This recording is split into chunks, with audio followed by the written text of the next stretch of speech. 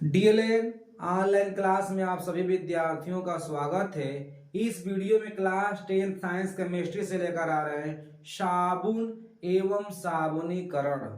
साबुन कैसे बनाया जाता है, साबुन का उपयोग हमारे जीवन में क्या है, साबुन कितने प्रकार के होते हैं, तमाम तरह का यहाँ पर क्वेश्चन हम आपके सम्मुख ला रहे हैं। तो सबसे पहले हम डिफिनेशन देंगे क्या साबुन क्या होता है। ध्यान देना है, साबुन क्या होता है एवं साबुनीकरण प्रक्रियाएं क्या होती हैं, इसको हम थ्योरी के माध्यम से आपको समझाएंगे क्योंकि एग्जाम के लिए मोस्ट बनता है।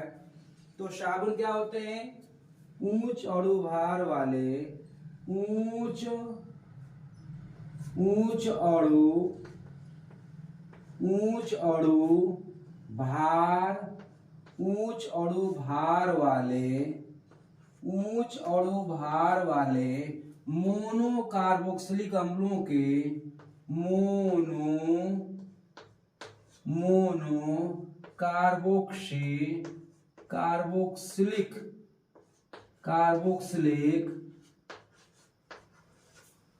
मोनो कार्बोक्सिलिक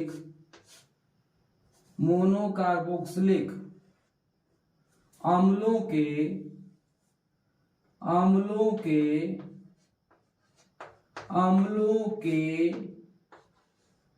पोटेशियम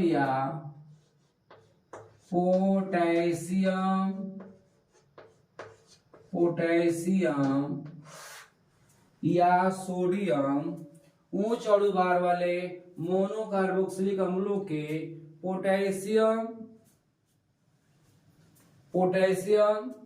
या सोडियम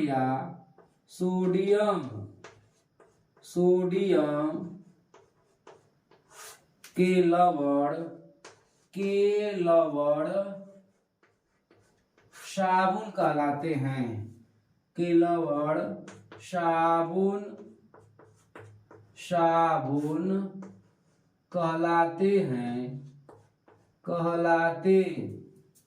साबुन कहलाते हैं।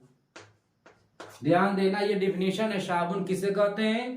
तो उच्च अणु भार वाले मोनो कार्बोक्सिलिक अम्लों के पोटेशियम या सोडियम के लवण साबुन कहलाते हैं। अब ध्यान देना यहाँ पे कि ये कैसे बनते हैं। ये तेलों एवं वसाओं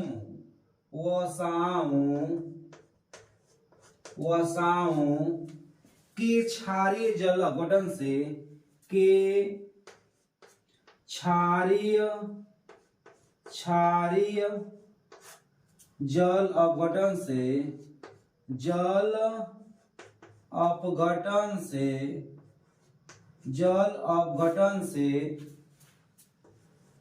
प्राप्त होते हैं। ये जल अपघटन से प्राप्त होते हैं।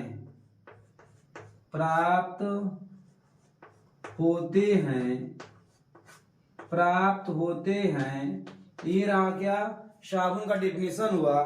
साबुन क्या होते हैं, तो उच्च अणु भार वाले मोनो कार्बोक्सिलिक अम्लों के सोडियम या पोटेशियम लवणों को हम साबुन कहते हैं। ये तेलों व वसाओं के क्षारीय जल अपघटन से प्राप्त होते हैं। क्षारीय जल अपघटन से प्राप्त होते हैं, इसका समीकरण लेकर आ रहा है। ध्यान देना है समीकरण कैसे, ध्यान देना है। CH2 COO C17 H35 CHOH COO C17 H35 CH2 COO CH2 CH, ध्यान देना है CH। यहां पर हम लोग किसका डिफिनेशन लेकर आ रहे हैं, साबुन का डिफिनेशन लेकर आए और समीकरण लेकर आ रहे। ध्यान देना है, साबुन जो है तेल या वसाओं के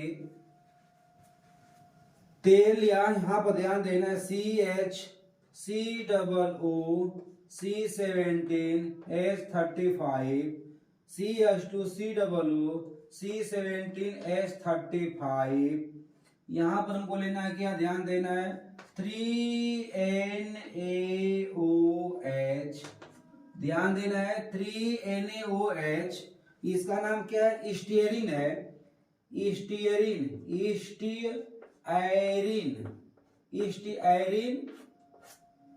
अम्ल है ये, ध्यान देना, ये स्टीयरिन अम्ल है। इसे हम क्या बोलते हैं, तेल या वसा। क्या बोलते हैं, तेल या वसा, तेल या वसा बोलते हैं। तो इसका हम लोग क्या कराएंगे, क्षारीय जल अपघटन कराएंगे। तो क्या बनेगा, ध्यान देना है 3C17H35 COONA। ये क्या है, साबुन है, सोप, SOAP, सोप है, साबुन है, साबुन क्या है, साबुन है। इसका नाम क्या है, इसका नाम है सोडियम स्टीयरेट। इसका नाम है सोडियम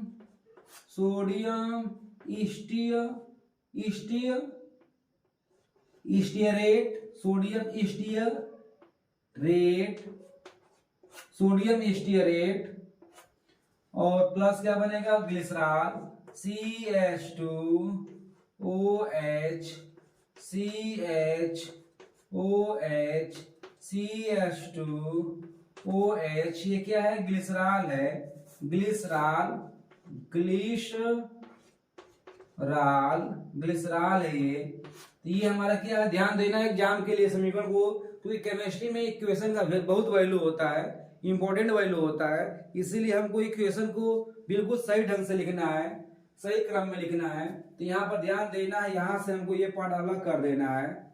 एग्जाम में कैसे याद करना है, हमको ये पार्ट यहाँ से अलग करना है और यहाँ से हमको 3Na ले लेना है। तो ये क्या बन जाएगा भैया, साबुन बन जाएगा। और 3OH यहाँ पर हम लोग क्या कर देंगे, लाकर जोड़ देंगे। तो क्या होगा, ये CH2OH CH2OH बैठा देंगे तो क्या बनेगा, हमारा ग्लिसरॉल बन जाएगा। तो समीकरण को याद करने का तरीका होता है ताकि हम उसको इजी ढंग से पेपर में क्वेश्चन को हल कर सके, समीकरण को याद कर लिख सके। तो ये ध्यान देना है हमको। तो ये हमारा बना साबुन। अब ध्यान देना साबुनीकरण क्या कहलाता है, साबुनीकरण क्या कहलाता है। तो तेलों व वसाओं के क्षारीय जल अवघटन से साबुन बनने की प्रक्रिया को क्या करते हैं, साबुनीकरण करते हैं। चलते हैं, ध्यान देना, साबुनीकरण, साबुन का ये डिफिनेशन है और यह केमिकल इक्वेशन है। अब हम लेकर क्या आ रहा है, साबुनीकरण किसे कहते हैं, ध्यान देना है, इसी थ्योरी में हम जोड़ने जा रहे हैं। साबुनीकरण क्या होता है, इसे हम बोलते हैं, क्या बोलते हैं, सैपोनिफिकेशन, सैपोनिफिकेशन के नाम से जानते हैं। तो ध्यान देना है यहाँ पे कि साबुनीकरण क्या होता है। साबुनीकरण क्या होता है, ध्यान देना है, एग्जाम के लिए बहुत ही परफेक्ट क्वेश्चन है। साबुनीकरण लेकर आते हैं क्या, साबुनीकरण। तो तेलों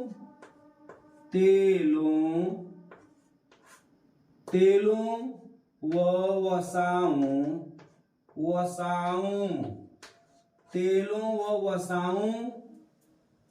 के क्षारीय, तेल व वसाओं के क्षारीय जल अपघटन से, क्षारीय जल अपघटन से, क्षारीय जल अपघटन से साबुन बनने की प्रक्रिया को, क्षारीय जल अपघटन से साबुन बनने की प्रक्रिया को, बनने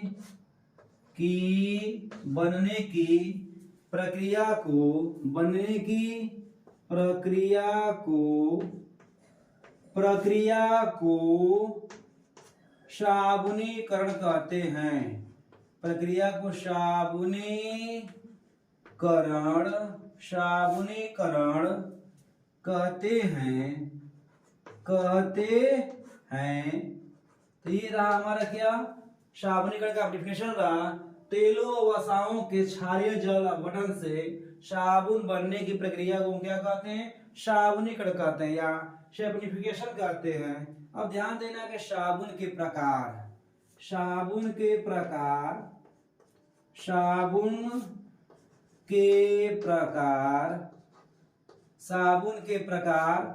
दो प्रकार के होते हैं। एक जो होते हैं मृदु साबुन होते हैं और एक जो होते हैं कठोर साबुन होते हैं। कठोर साबुन के द्वारा हम लोग कपड़े को धोते हैं, जबकि मृदु साबुन का उपयोग जो है हम लोग शैम्पू या नहाने के उपयोग में लाते हैं। तो ध्यान देना है। तो साबुन दो प्रकार के होते हैं। एक नंबर फर्स्ट में क्या होगा, मृदु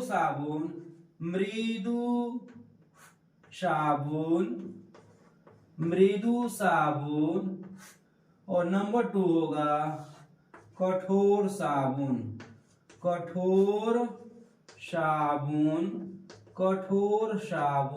अब यहाँ पे ये ध्यान देना है कि मृदु साबुन और कठोर साबुन, तो मृदु साबुन क्या होते हैं और कठोर साबुन क्या होते हैं। तो ध्यान देना है, सोडियम साबुन जो होते हैं पोटेशियम साबुन के सापेक्ष जो होते हैं, सोडियम साबुन जो होते हैं पोटेशियम साबुन के सापेक्ष जो होते हैं मृदु होते हैं, जबकि पोटेशियम साबुन जो होता है, ध्यान देना है, पोटेशियम साबुन जो होता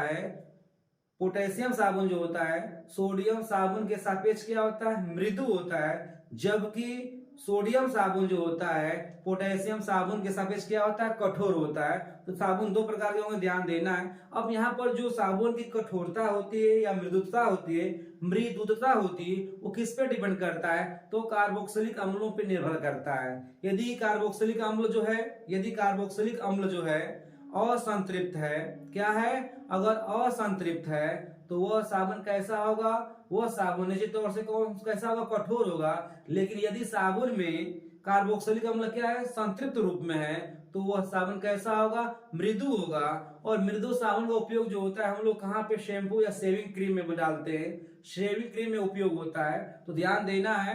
तो हम यहाँ पर ध्यान देना, यहाँ पर हम बताने जा रहे हैं साबुन दो प्रकार के हुए, इसका डेफिनेशन दिए, समझा दिया आपको थ्योरी के द्वारा। अब यहाँ पर देना है कि साबुन यहाँ पर साबुन की जो है गुणवत्ता क्या होती है, साबुन की गुणवत्ता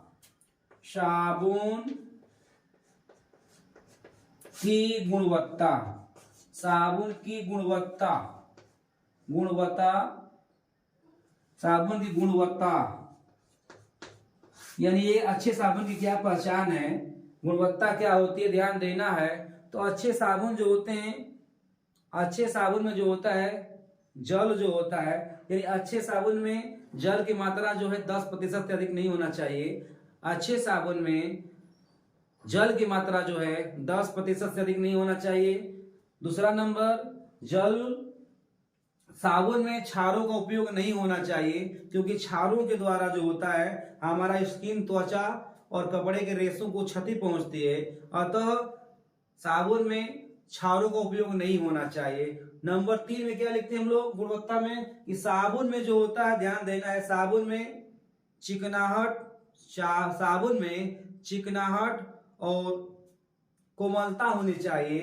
तो ध्यान देना, नंबर 3 में क्या होगा, साबुन में क्या होना चाहिए, चिकनाहट होना चाहिए, चिकनाहट और कोमलता होनी चाहिए, सॉफ्ट होना चाहिए। और नेक्स्ट में लेते हैं क्या, हम साबुन में जो होते हैं जीवाणुनाशी यानी कीटाणुनाशी का उपयोग किया जाता है, ताकि अगर हम लोग उसका उपयोग करें तो हमारे शरीर में जितने भी अगर हानिकारक कोई रोगाणु बैठे हुए हैं तो उसको आसानी से क्या करते हैं, वहां से विस्थापित कर देते हैं। सब साबुन की गुणवत्ता होनी चाहिए, ध्यान देना। तो हम इस वीडियो में इतना ही रहने देते हैं। अब इसके बाद हम बताएंगे आपको अगले वीडियो में कि मिसेल साबुन का जो होता है स्वच्छीकरण क्रिया जो होता है कैसे संपन्न होता है, मिसेल का कैसे निर्माण होता है, इसको नेक्स्ट वीडियो में लेकर आएंगे। धन्यवाद।